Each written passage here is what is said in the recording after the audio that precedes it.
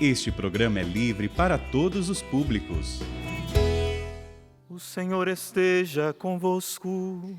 Ele está no meio de nós. Proclamação do Evangelho de Jesus Cristo segundo João. Glória a vós, Senhor.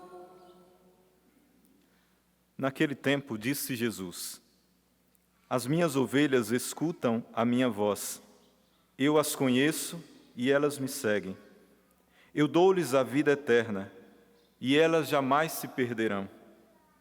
E ninguém vai arrancá-las de minha mão. Meu Pai, que me deu estas ovelhas, é maior que todos, e ninguém pode arrebatá-las da mão do Pai. Eu e o Pai somos um. Palavra da salvação. Glória a vós, Senhor. Que as palavras do Santo Evangelho perdoem os nossos pecados. Amém.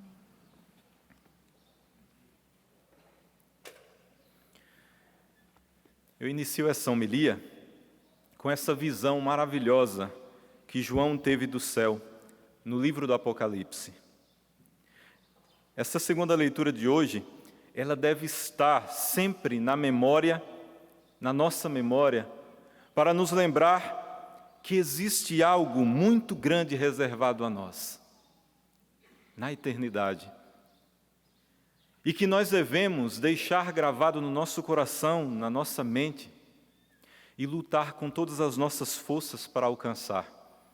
Porque existe algo muito grande, algo maravilhoso que Deus preparou para cada um de nós. Algo muito melhor do que tudo que existe nesse mundo. Nada do que tem aqui, que nós podemos ver, é algo parecido ao que tem na eternidade. Algo parecido ao que Deus tem preparado para mim e para você.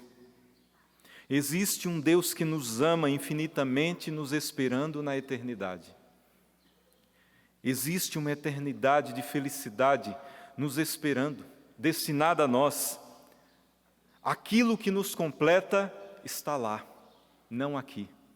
Aquilo que nos completa, que nos dará a felicidade verdadeira, aquilo que aqui nós tanto buscamos, desde que nos entendemos por gente, desde a nossa juventude procurando a felicidade plena, na idade adulta, até a velhice ainda não encontrou essa felicidade, não vai encontrar essa felicidade completa e total aqui. Deus nos dá partes dessa felicidade, já aqui, mas em parte, mas totalmente só na eternidade, só lá na eternidade. Eu, João, vi uma multidão imensa de gente de todas as nações, tribos, povos e línguas, e que ninguém podia contar. Era para estarem todos lá.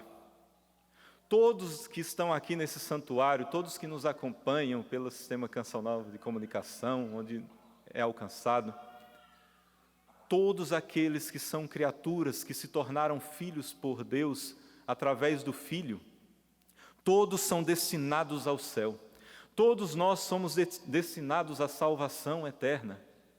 Deus não é um Deus que destinou alguns à eternidade e outros à perdição. Deus predestinou a todos para a salvação. Todos nós somos predestinados à salvação. Só que essa salvação, no final da nossa vida, depende de Deus, claro, porque é graça de Deus, mas Ele espera a nossa abertura, para que essa salvação plena que Ele já nos destinou, Ele possa garantir.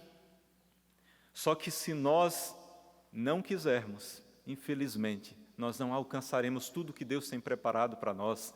A felicidade plena, a coroa da eterna glória, ver a Deus face a face, que é onde nos completaremos totalmente. Todos nós somos destinados. Estavam de pé diante do trono e do Cordeiro, trajavam vestes brancas e traziam palmas na mão. Essas vestes brancas, nós já recebemos um dia no batismo, e são as vestes que nós nos apresentaremos diante do Senhor, no banquete do Cordeiro, na ceia que o Senhor vai fazer na eternidade, no dia do julgamento final, no dia do nosso julgamento, nós precisamos estar com essas vestes, que nós já recebemos no dia do batismo, as vestes brancas, alvejadas com o sangue do Cordeiro.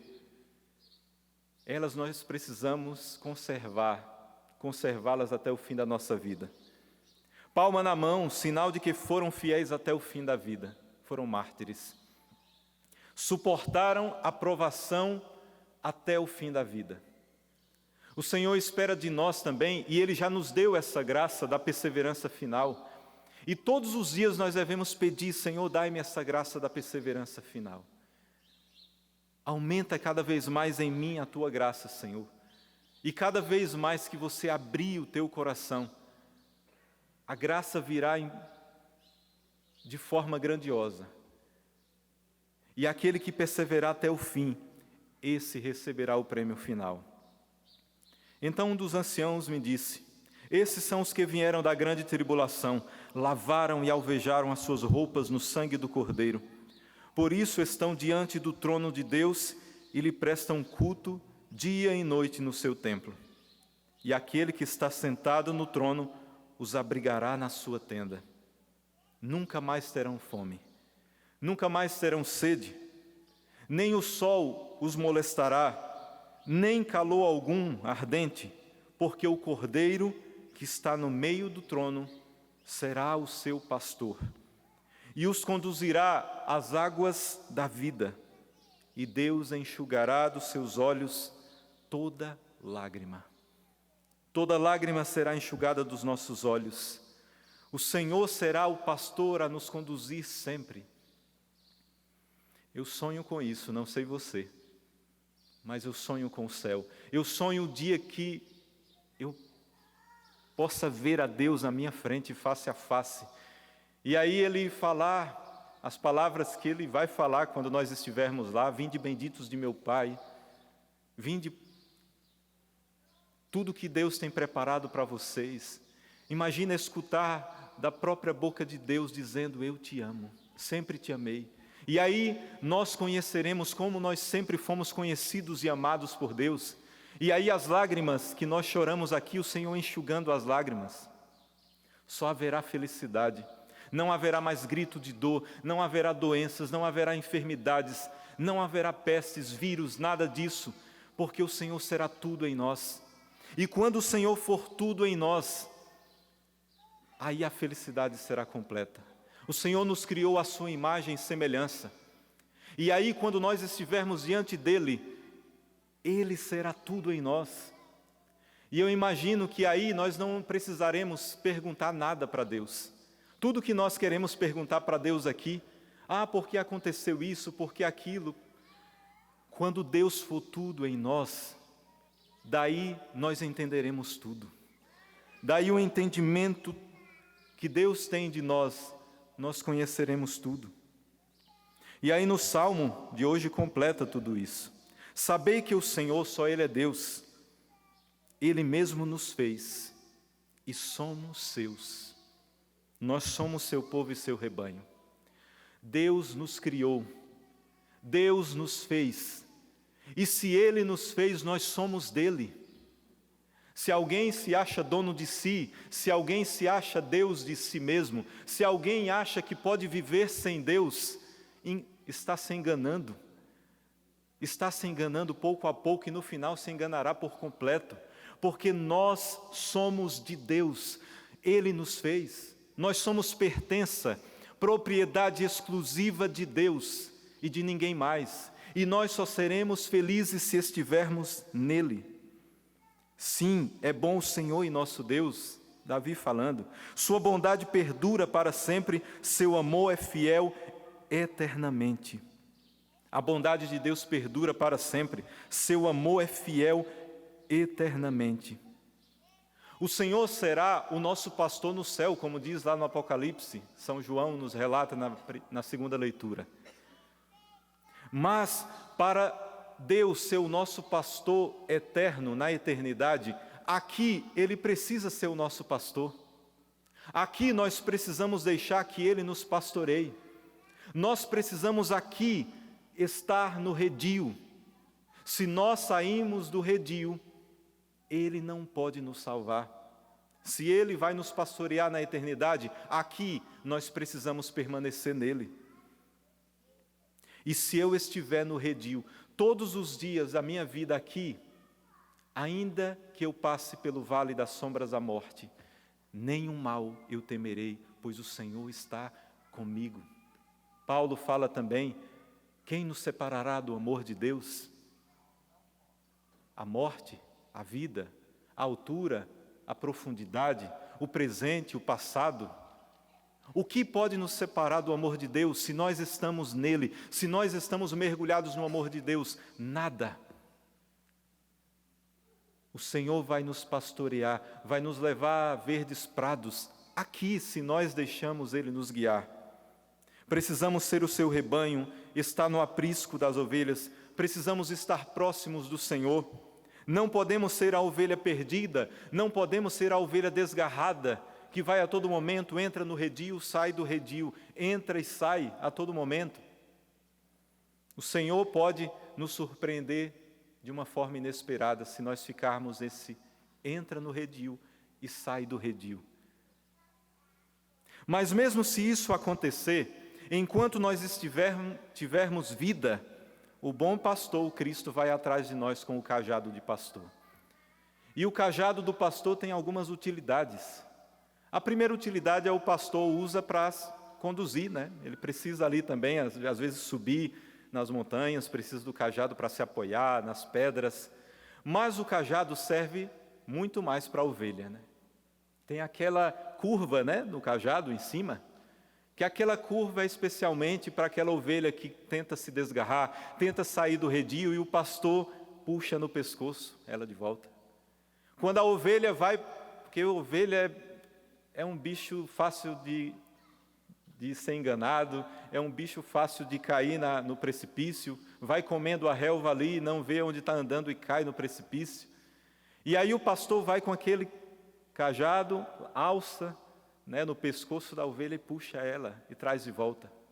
Só que tem uma função do cajado que é muito mais forte, além dessas. Quando aquela ovelha toda hora se perde, toda hora sai do redil, toda hora vai para longe, para distante, sabe o que o pastor faz com o cajado? Ele vai atrás da ovelha, ele quebra as patas da ovelha, as pernas da ovelha ali, e sabe o que ele faz depois? Coloca ela no ombro. Sabe aquela imagem lindíssima que nós vemos do bom pastor com a ovelha no ombro? Nós achamos tão linda, mas antes, sabe o que o pastor fez? Quebrou as pernas dela. E ele coloca ali no ombro e vai deixar ela do lado dele. E aí vai cuidar dela, vai cuidar ali para que ela fique boa da pata depois de quebrada, mas que a ovelha vai estar no redil, ela não vai poder fugir do redil. E ali no redil, com as patas quebradas, ela vai escutando a voz do pastor novamente. E vai se familiarizando com a voz do pastor. E aquilo é um ensino para ela não fugir mais. Ela vai escutando a voz do pastor e vai percebendo que não deve mais fugir.